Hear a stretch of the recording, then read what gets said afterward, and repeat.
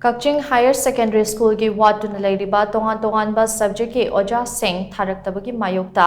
school asigi maheiroi sing amadi Kanglei Students Union AK-KSU na Matam Kaktaba Class Boycott ki Khongjang changshinba Houkhre Khongjang adugi matangda school asida Class 11 tamlibi Salam Sonia Kobi maheiroi amana phongdurapada school asida physics History, Education, Economics, Geography, Commerce, Manipuri, amadi English subject ki oja mga legidabada oja ama natraga ani khagdamak leiba yauri awatpa oja sing ngarangi numit fawbada thabiraknaba matam thakibane laibak thibadi awatpa oja sing tharaktaba maramna khongjang ase changshinba hobani haina mahakna phungdokhi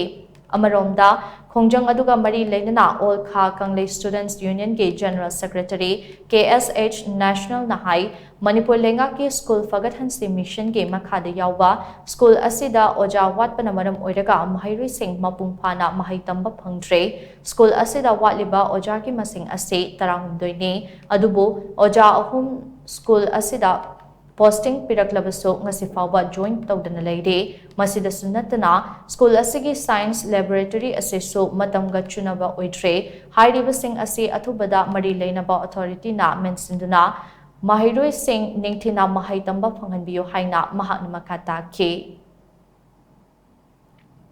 Oza watpagi changshin ngani haiba class boycott tawgone haibagi khongjang adu ngasidagi houjare koigi satra singna changsilakpa moigi khongjang sida koigi aksugi Olkha Kanglei student gi maikaidagi khoina angam mateng pangjagani amasung hauji school sida watpa oza singse khoina thopiroina oza watpa khara pibiyona pibira pasi mamingi oina moina order thopire aduga hauji school sida join tawba leitri oza su lakpa leitri aduga laiba oza singsisu haidi kayam kuina school sida leigadauri no utilization atopa mafam da sida na posting sipira ka atopa da utilization chati gatra haibagi chingnaba su lei